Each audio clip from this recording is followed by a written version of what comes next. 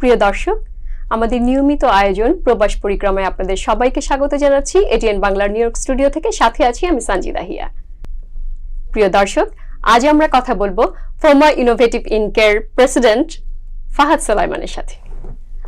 আপনাকে অনেক ধন্যবাদ আমাদের স্টুডিওতে আসার জন্য। কেমন আছেন? আসসালামু আলাইকুম।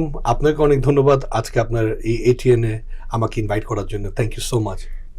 ওকে ভাইয়া, আমি একটু শুরু করতে চাই, এই যে ফোমা ইনোভেটিভ ইনক, এটার আসলে কাজটা কি যদি একটু দর্শকদের জন্য। বেসিক্যালি ফার্মা ইনোভেটিভ ইনকটা হলো মেইনলি হলো এটা সার্ভিস ওরিয়েন্টেড কোম্পানি।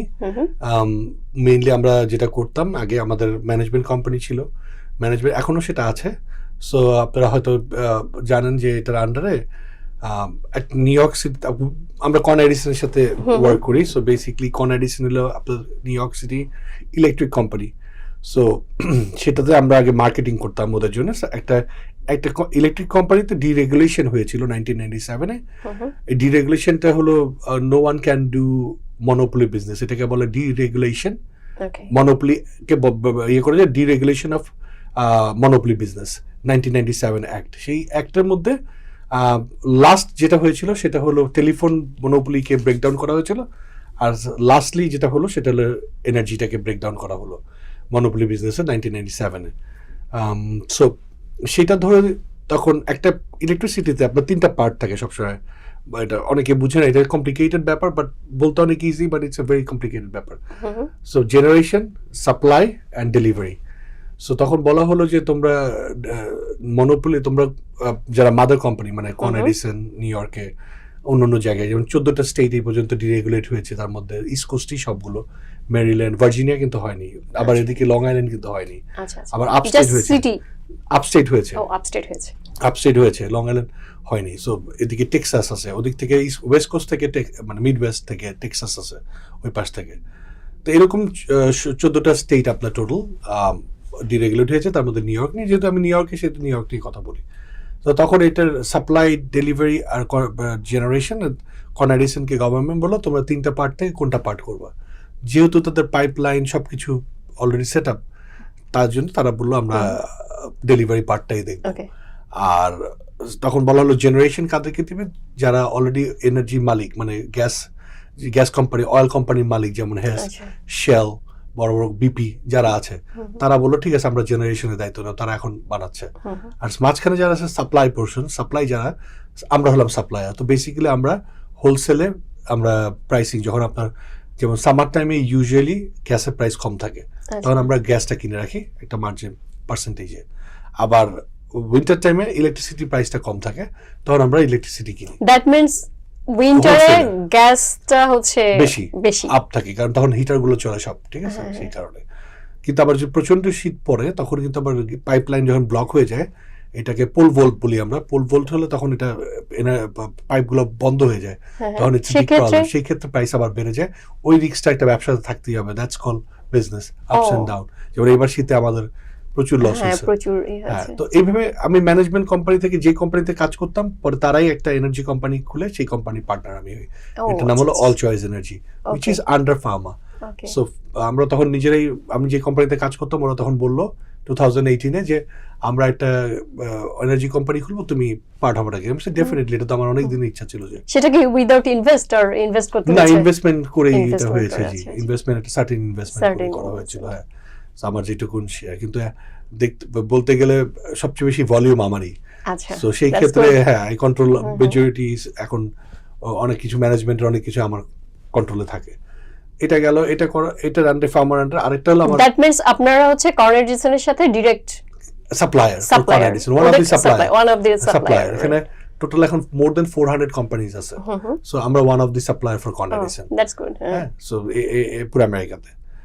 তো এটা একটা বিজনেস। আরেকটা হলো আমাদের স্টাফিং কোম্পানি, যেটা আমার অলরেডি হিলটনের সাথে চুক্তি আছে। সেটা হলো আমার বিভিন্নভাবে ওয়েটার, ওয়েট্রেস, আমার হোটেলগুলোতে, যে এখন হোটেলগুলোতে ইউনিয়ন ওরা অনেক সময় চায় থার্ড পার্টিকে দিতে। যখন আপনি এমপ্লয়ীদেরকে দিয়ে সব কাজে, ওরা কিছুটা চায় যে থার্ড পার্টি করুক, তাতে তাদের রেসপন্সিবিলিটি অনেক কম থাকে। হ্যাঁ, কোনো কিছু হলে, অ্যাক্সিডেন্ট হলে, এটা হোটেলের দেখতে হয় না। আপনারা জানেন যে আমাদের ইন্স্যুরেন্স আছে, ইন্স্যুরেন্স পে করবে। আপনার একটা অ্যাক্সিডেন্টের জন্য যদি একটা ইন্স্যুরেন্সকে ক্লেম করেন, ইন্স্যুরেন্সটা সবসময় হাই হয়ে যায়। সো ওরা চায় যে থার্ড পার্টিকে দিয়ে দিলে তাদের লাইবিলিটি সব আমাদের লাইবিলিটি ওরা যেন দেখে নেয়।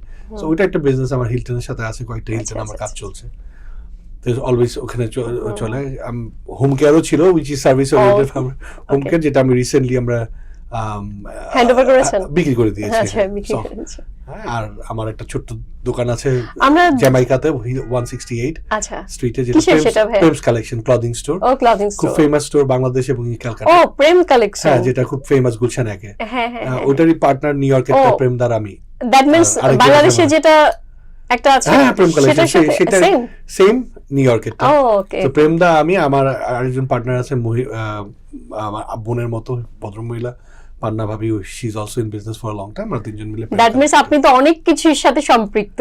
মানে চেষ্টা করছি বিজনেসটাকে একটা জিনিস আমি জানতাম যে হ্যাঁ, যত বিজনেস বাড়াবেন, ইউজুয়ালি একটা বিজনেসের উপর এখন নির্ভর করা টাফ হয়ে যায়। একটা যদি শাটডাউন হয় একটা আপনাকে একটা ওপেন থাকে। সো অলওয়েজ এই যে আপনার, তারপর এটাও আবার আপনি জেনেছি যে আপনি বাংলাদেশ ডে প্যারেডের মেম্বার সেক্রেটারি। হ্যাঁ, সেটা নিয়ে একটু জানবো। তার আগে একটু জানতে চাই, এই যে আপনার এতগুলো বিজনেস, তো এটা কোনটা আপনার কাছে, মানে কোনটাকে আপনি প্রায়োরিটি বেশি দেন, বা কোনটা আপনার সব যে আমি নতুন যেটা সেটা খুলেছি সেটা হলো রিটেইলটা। আমার রিটেইলে কোনো এক্সপেরিয়েন্স ছিল না, যেটা প্রেম কালেকশন। আচ্ছা, এটাতে আমি বেশি ফোকাস করছি, এটাকে এখন বেশি প্রায়োরিটি দিচ্ছি। বাকিগুলো অলরেডি ওদের মতো করে চলতেছে। ওরা ওদের মতো করেই চলতেছে, একটা সিস্টেমে পড়ে গিয়েছে। এটাতে আমার এত খেয়াল রাখতে হয় না, আমার জাস্ট হিসাবটা দেখতে হয়, ক্যালকুলেশন দেখতে হয়, চেক লিখতে হয়।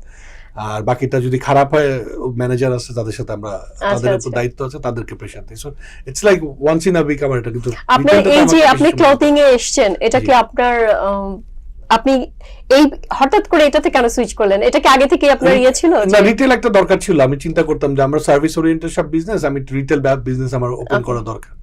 সো যেই থেকে যে রিটেল একটা বিজনেস করা দরকার, যে কিরকম, সেই ক্ষেত্রে Prem's collection is a good brand. যেটা আমি মার্কেটিং এর মানুষ, খুব ভালো চলছে। আমি যেহেতু মার্কেটিং এর মানুষ, সেটা আমি মার্কেটটা রিসার্চ আগেই করেছি যে প্রেম কালেকশনের চাহিদা অলরেডি আছে নিউ ইয়র্কে। যে অনেক মানুষ আমেরিকা থেকে যে প্রেম কালেকশনের দোকান থেকে কিনে বিয়ের wedding, Prem collection is already well known for the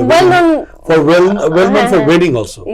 so যার জন্য যখন প্রেমদা বললো ফ্র্যাঞ্চাইজ, আমি ফ্র্যাঞ্চাইজ না, if you become my partner then I will do it. সেটা একটা অফার ছিল, পরে উনি রাজি হয়েছে, এবং প্রেমদার সাথে আমার সম্পর্ক অনেক আগে থেকে। তো সেখানে নিশ্চয়ই আপনার সুবাদে জাস্ট আমি বলছি যে প্রেম কালেকশনে নিশ্চয়ই একটা ডিসকাউন্ট পাওয়া যাবে। ডেফিনেটলি আমি তো ডিসকাউন্ট দেই, যখন আমি থাকি তাহলে ডেফিনেটলি ডিসকাউন্ট হবেই। আপনি সেখানে মানে আমি সন্ধ্যার পর যাই, বেশিরভাগ সময় সন্ধ্যার পর আমাকে ওখানেই পাবেন। এখন 6টা-7টার পর ওখানে যাই। এখন একটু জানবো ভাইয়া, এই যে সামনে 17ই মে শুরু হতে যাচ্ছে বিশাল আকারে ডে প্যারেড, তো আপনি তো এটার মেম্বার সেক্রেটারি, তো সেটার বিষয়ে একটু জানতে চাচ্ছি যে এটা বোধহয় এটা মানে 5th টাইম হচ্ছে? 4th time. ওকে, 4th টাইম। প্রথমবার হয়েছিল ফখরুল ভাই তদন্তিতে। So he was the supervisor that time. প্রথমটা 1997 বা 1988। তো এই যে 3বার হয়ে গেল, তো এবার তো 4th টাইম বললেন, তো এবার কি নতুন কিছু আছে, যেটা নতুন কোনো চমক বা নতুন কোনো আইডিয়াস অ্যাপ্লাই করেছেন কিনা, বা কি কি থাকছে? সবচেয়ে বড় কথা হলো আমরা উই লার্ন এভরিডে। সো যখন প্রথমবার হয়েছিল, প্রথমবারের পর সেকেন্ড টাইম যখন হলো, তখন থার্ড টাইম আর একটু ভালো, 4th টাইম আরো ভালো হবে, প্রতিবারই ভালো হবে। Hopefully প্রতিবারই আমরা চেষ্টা করব ভালো কিছু করার। Experience makes a man perfect.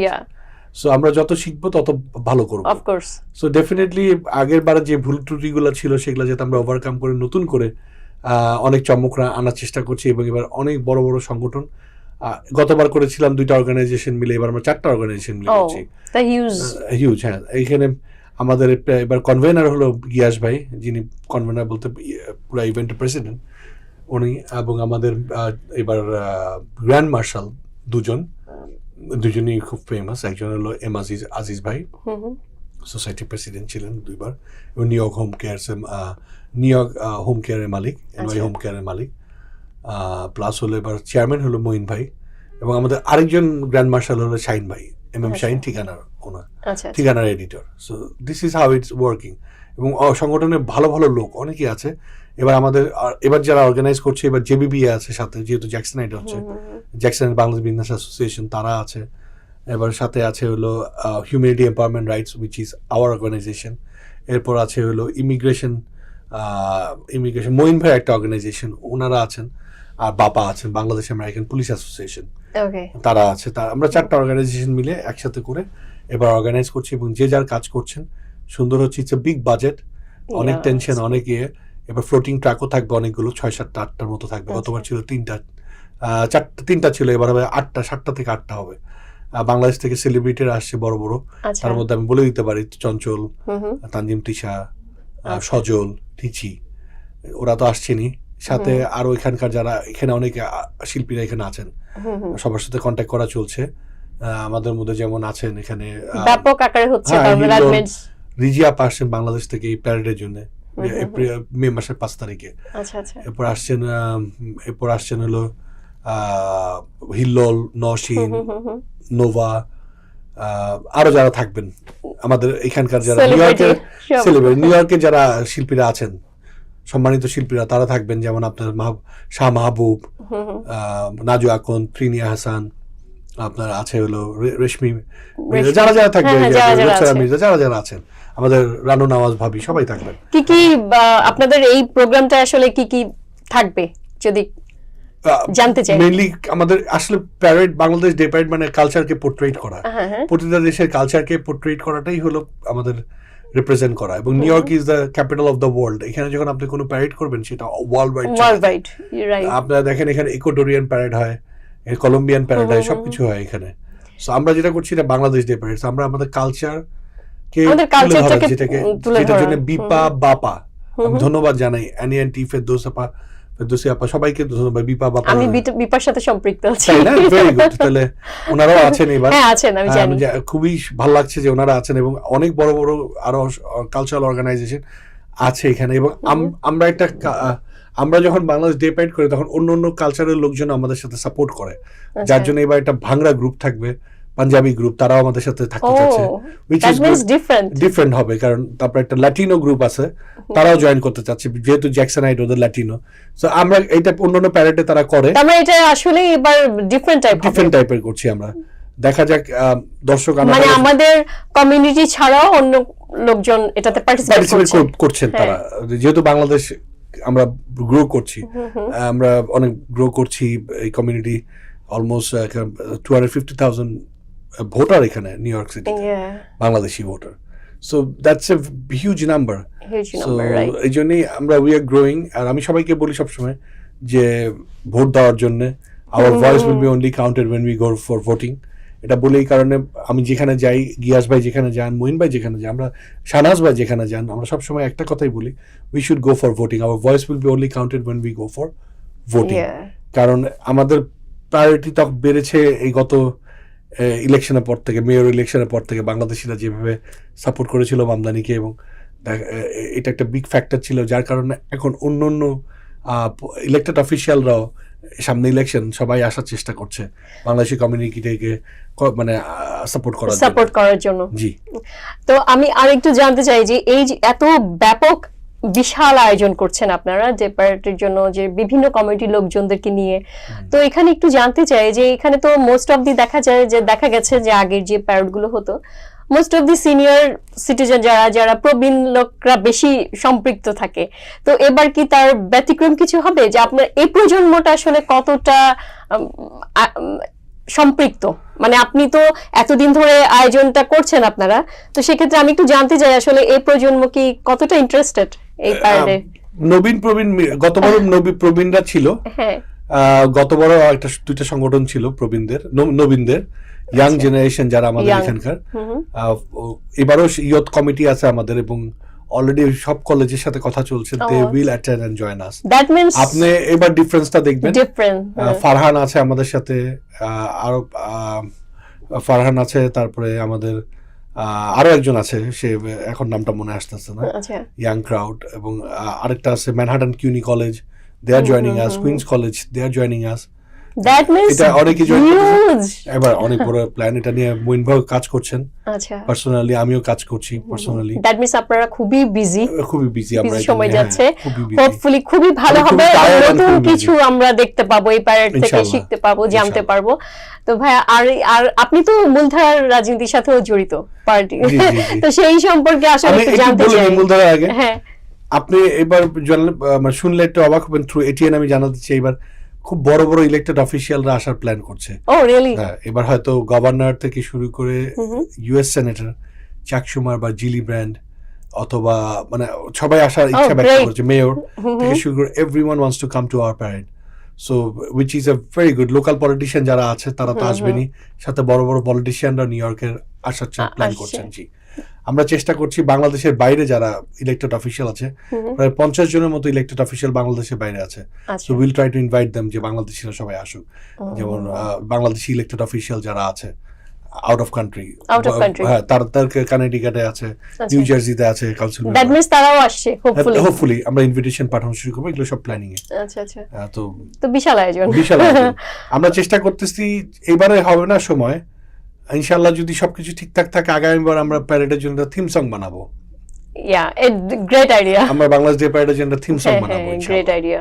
এটা কারণ আমাদের এখানে next অনেক এবার সময় কম, ইয়েরা রয়েছে। কমপ্লিকেশন ছিল প্রথম দিকে, তবে আগামীবার হয়তো বা এই হ্যাঁ, কমপ্লিকেশনটা থাকবে এখন থেকে যদি প্ল্যান করেন নিশ্চয়ই হোপফুলি ওটা আপনার সাকসেস হবেই। ইনশাআল্লাহ। ওকে, তো ভাইয়া আমি এবারে আসি যে মূলধারার রাজনীতি সম্পর্কে যেটা বলছিলাম। তো এত সব জায়গা থেকে সবাই যেহেতু ইনভাইটেড, সো হোপফুলি মূলধারা থেকেও বেশ কিছু লোক এখানে আসছে, সম্পৃক্ত বড় আছে। বড় অফিস, হ্যাঁ, elected একটু যদি official। বলেন। আমি এখনই বলে দিলাম এটা, হ্যাঁ, ইলেক্টেড অফিসিয়াল যারা- বলে যে আমি হ্যাঁ, বলে হ্যাঁ, দিলাম, এটা আপনি কভার করে দিয়েছি এটা। হ্যাঁ হ্যাঁ, তো ওই যে মূলধারার রাজনীতির সম্পর্কে একটু জানতে চাই যে আপনি কবে থেকে এটার সাথে আছেন বা এটা নিয়ে কি? আসলে 2016 থেকে আমার জয়েনিং, 2016 থেকে আমি মাজেদ আপাকে থ্যাংক ইউ জানাই। মাজেদ আপা আমাকে অনেক মানে বলতে গেলে এই মূলধারার আমার মেন্টর বলতে পারেন। ওকে, সো আমরা একটা অর্গানাইজেশন খুলেছিলাম, building your movement with elected official. তো তখন আমি কম বুঝি, আস্তে আস্তে বুঝতে শুরু করলাম। তখন একটা মেজর একটা চেঞ্জ আসতেছে নিউ ইয়র্কের। চেঞ্জের মধ্যে হলো কাউন্টি যাকে সাপোর্ট দেয় সেই ইলেক্টেড হয়। সেই সময় কয়েকটা ইলেকশন হয়েছিল যেখানে আপনার কাউন্টি সাপোর্ট ছাড়াই ডিএসএ বা ওয়ার্কিং ফ্যামিলি পার্টি একটা পার্টি, আর DSA democrat socialist party of America, okay, এরা উত্থান হচ্ছিল ওই সময়। তো সেই সময় কয়েকজন বিখ্যাত ক্যান্ডিডেট আসে আমাদের মাঝে, স্পেশালি ইন জ্যাকসন হেটে। তখন আমি তাদেরকে সাপোর্ট দিই, মাজেদ আপার কারণেই সাপোর্ট দেওয়া হয়েছিল। এর মধ্যে অন্যতম ছিল আপনার Catalina Cruz, Alexandria Ocasio Cortez, who's very famous. So আরেকজন হলো আপনার জেসিকা রামোস, তারপর কিয়ানো রিয়াস ফ্রম ব্রঙ্কস। এরকম অনেকগুলো নতুন নতুন ক্যান্ডিডেট যারা কাউন্টি তাদেরকে সাপোর্ট দেয়নি, তাদেরকে আমরা সাপোর্ট দিয়েছিলাম এবং বিভিন্ন জায়গায় প্রোগ্রাম করেছিলাম, ফান্ড রেজ করেছিলাম, ইনক্লুডিং আমার বাসার পিছনেও ফান্ড রেজ করেছিলাম এওসিকে নিয়ে। তখন ওর বাসায় বাসায় যেত। So we did hour level best. ভাগ্যক্রমে তারা সবাই ইলেক্টেড হয়ে গিয়েছিল। তখন থেকেই আমার আরও মজা পেলাম। আস্তে আস্তে আস্তে আস্তে অনেক স্লোলি আমি ইনভলভ হলাম। তারপরে কমিউনিটি বোর্ডের মেম্বার হলাম, কমিউনিটি বোর্ড থেকে মেয়রের অ্যাডভাইজার হলাম, Asian adviser. Eric Adams last mayor যে ছিল তার অ্যাডভাইজারি কাউন্সিলে ছিলাম আমি, এশিয়ান অ্যাডভাইজারি। স্লোলি এবার আমি নিজে রান করছি, আপনারা দোয়া করবেন। আমি নিজে ছোট্ট একটা পজিশনের জন্য রান করছি, কাউন্টি কমিটি বলে এটাকে, আচ্ছা, কুইন্স কাউন্টি কমিটির জন্য আমি রান করছি। তো দেখা যাক কি হয়। So this is the basic status. আমি সবসময় বলি, আমরা এখানে আওয়ামী লীগ বিএনপি যাই করি না কেন, আমরা কিন্তু সবসময় মনে রাখতে মেইন স্ট্রিম পলিটিক্সের সাথে ইনভলভ হতে হবে। আমি বারবার বলি যে মেইন স্ট্রিম পলিটিক্সের সাথে ইনভলভ না হলে আমাদের দাবি আদায় করতে পারবো না। আপনারা এটা দেখেন, তার এক্সাম্পল দেখেন, আজকে আমরা ফাইট করতে পারতেছি। কেন ফাইট করতে পারতেছি? বিকজ আমার মতো কয়েকজন মানুষ যা মেইন স্ট্রিমে কাজ করছে। আজকে ডাইভার্সিটি আপনার জ্যাকসন হেটে আপনার কমার্শিয়াল করে দিয়েছি প্রতিটা স্পেস, 7টা পর্যন্ত গাড়ি পার্ক করতে পারে না, মানুষ আসে না, বিজনেস লো। এটা বিশাল একটা। আমরা ফাইট করতে পারতেছি, রিজন হলো যে আমরা মেইন স্ট্রিমের সাথে কাজ করছি। সেই জন্য একটা এক্সাম্পল, আমি ডাইভার্সিটি প্লাজা নিয়ে আমরা কালকে মিটিং করেছিলাম, পরশুদিন। আচ্ছা, সো সেখানে আমরা এটা নিয়ে কথা বলেছি যে কি কি করা উচিত আর কি কি করা উচিত না। সো বেসিক্যালি আমরা জড়িত আছি বলে আজকে আমাদের রাইটস নিয়ে কথা বলতে পারি। কমিউনিটি বোর্ডের মেম্বার আমি নিজেই, সেখানে আমি রেইজ করছি যে আমাদের এই সমস্যাগুলো। সো তো আমরা এইভাবে আমরা যদি ইনভলভ হই, তাহলেই কিন্তু আমাদের সবাইকে আমাদের দাবিগুলো আদায় করতে পারবো। অফকোর্স আপনি দেখেন আমরা আজকে মেইন স্ট্রিমে পলিটিক্সের সাথে ইনভলভ বলেই আজকে আমরা বাংলাতে আপনি ভোট দিতে পারছেন, বাংলা ব্যালট হয়েছে, আপনি সব জায়গায় বাংলা দেখতে That's পাচ্ছেন, true. এয়ারপোর্ট থেকে শুরু করে সব জায়গায় জায়গাতে। বাংলা আস্তে আস্তে ইন্ট্রোডিউস হচ্ছে।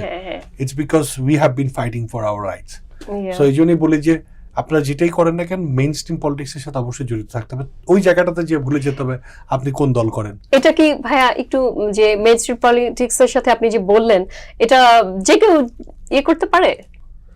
যে কেউ মানে ডেফিনেটলি আপনাকে সময় দিতে হবে, শ্রম দিতে হবে, প্রোগ্রামগুলোতে যেতে হবে, অ্যাটেন্ড করতে হবে, সোশ্যাল ওয়ার্ক করতে হবে।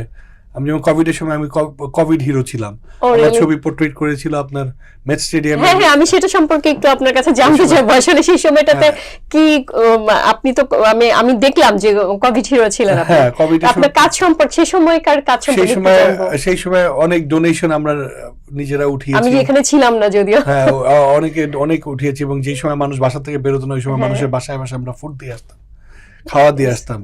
এলমার্স হসপিটালে অ্যাটলিস্ট 3 রাত আমাদের অর্গানাইজেশন, আমার কোম্পানি থেকে, অল চয়েস এনার্জি থেকে 3 দিন লাঞ্চের ব্যবস্থা করেছিলাম প্রায় 500 পিপলের জন্য, ওদের স্টাফদের জন্য। সেই সময় এলমার্স হসপিটালে সবচেয়ে বেশি মানুষ মারা গিয়েছিল। আমার নিজেরও কোভিড পজিটিভ ছিল, কিন্তু আমার অ্যান্টিবডির কারণে, স্ট্রং অ্যান্টিবডির কারণে আমি এটা ফিল করতে পারিনি, বাট আমি আলহামদুলিল্লাহ যে অ্যান্টিবডি পজিটিভ ছিল আমার। সো আল্লাহ ভালো কাজ করলে আল্লাহ সাপোর্ট করে। অফকোর্স আল্লাহ সব জায়গায়, হ্যাঁ আমি এটা বিলিভ করি, which is true। যে আমার ফ্যামিলি মেম্বার কারোর কিছু হয়নি সেই সময়। আমার বাচ্চার বয়স ছিল 7 বছর, কোভিডের সময় 6 বছর আগে, 2021-এ। সো হি ওয়াজ লাইক 6 বছর, হি ওয়াজ লাইক 7 years old ওই সময়। আল্লাহ সেটাই, আল্লাহর উপর। কিন্তু পরে আমরা জানলাম যে বাচ্চাদের কোভিড হয় না, they are very strong, immunity power অনেক স্ট্রং থাকে। ভাইয়া একটু জানবো যে আপনি তো জানবো বলতে আমি একটু জানতে চাচ্ছি যে আপনি এত ভালো ভালো কাজ করেছেন, হ্যাঁ, তো ফিউচারে কি আরো কোনো আপনার নতুন কোনো প্ল্যান আছে কিনা, যে আপনি আসলে দেখা যাক কি হয়। 2029-এ বলবো, আমি হয়তো ইলেকশন করার ইচ্ছা আছে আমার। ওকে, সো এটা 2029 পর্যন্ত ওয়েট করতে হবে। অনেক ক্যান্ডিডেট তখন তাদের রিটায়ারমেন্টে চলে যাবে। নিউ ইয়র্ক সিটি ইলেকশন গুলোতে এই 2 টার্মের বেশি কেউ থাকতে পারে না। স্টেটে 4 ইয়ার্স করে এক একটা টার্ম, প্রেসিডেন্ট ইলেকশনের মতো। যারা সিটি বলতে আপনার কাউন্সিল মেম্বার, মেয়র, আপনার কুইন্স বড় প্রেসিডেন্ট, তারপর আপনার Queens district attorney, this are the position of the city.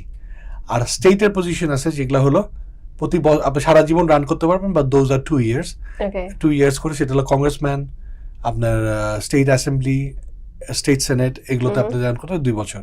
R US senate হলো 6 ইয়ার্স। সো সেই কারণে 29 সালে অনেকগুলো জায়গা ক্লিন হয়ে যাবে, খালি হয়ে যাবে, সেখানে একটা অপরচুনিটি থাকবে, রান করলে এটা ভালো। হোপফুলি আপনারা দোয়া করবেন। অফকোর্স ভাই, আমরা অনুষ্ঠানের শেষ পর্যায়ে চলে এসেছি, তো আপনাকে ছোট করে দর্শকদের জন্য, যদি দর্শকদের উদ্দেশ্যে যদি আপনি আপনার ওই প্যারেড সম্পর্কে কিছু বলতে চান, একটু আমাদের দর্শকদের জন্য ছোট করে একটু। দর্শকদেরকে আমি বলবো, প্যারেডে আমাদের ড্রেস কোড মেইনলি হলো, যেহেতু আমরা বাংলাদেশকে পোর্ট্রেট করছি, সবুজ এবং লাল। লাল সবুজ না থাকলেও কাছাকাছি যে কালার আছে, আপনার যেই কালারে পড়তে চান পরে আসুন। ভাইব্রেন্ট যাতে হয়, দেখতে যেতে মারাত্মক কালারফুল লাগে, এবং অনেক মাস্ক, অনেক কিছু আমরা বাংলাদেশ থেকে নিয়ে আসছি অনেক কষ্ট করে, সেগুলো থাকবে। অনেক ধরনের যে পেঁচা, ভালুক, যা যা আছে, বাঘের মুখোশ, সব আসবে বাংলাদেশ থেকে, প্রচুর পরিমাণে আনছি, যাতে এটা মেক শিওর করি যে প্রচুর পরিমাণে থাকে, মানুষ ইউজ করতে পারে। অনেক সাজানো গোছানোর চেষ্টা করছি আমরা। সো আপনারা সকলেই আসবেন, মনে রাখবেন মে 17 রবিবার। কিন্তু আমাদের যে একটা ব্যাড নিউজ সাথে দিয়ে দেই, যদি কোনো কারণে ওয়েদার খারাপ হয়, বৃষ্টি হয়, তাহলে প্যারেড নাও হতে পারে। সো ওই দিকটা মাথায় রাখতে হবে, দোয়া করবেন যাতে ওই দিন কোনো বৃষ্টি না হয়। Weather is a big factor, এবং যদি একবার ক্যান্সেল হয়ে যায় তাহলে আগামী বছর ছাড়া প্যারেডের পারমিট হয় না, বিকজ ইটস হিউজ প্রিপারেশন থাকে সবার। সো আপনারা দোয়া করবেন যাতে ওয়েদার খুব সুন্দর থাকে, and we can do the parade together successfully to prove our community and prove ourselves যে আমরা একটা vibrant Bangladeshi community is one of the vibrant community and one of the fastest growing community. Our vote matters. এটা যাতে আমরা বুঝাতে পারি, অনেক elected official আসবে, সেটা আমাদের বোঝানো দরকার আমাদের রাইটসের জন্য। Thank you so much. ATN বাংলাকে আমি ধন্যবাদ জানাই, আপনাকে ধন্যবাদ জানাই আমাকে আমন্ত্রণ জানানোর জন্য। সবকিছু ভালো থাকুক, দোয়া করবেন, সবাই সবার জন্য দোয়া করি। আসসালামু আলাইকুম। আপনাকে অনেক ধন্যবাদ আমাদেরকে সময় দেওয়ার জন্য। Thank you. প্রিয় দর্শক, আজ এ পর্যন্তই। দেখা হবে নতুন কোনো এপিসোডে। সে অবধি আপনারা ভালো থাকুন, সুস্থ থাকুন।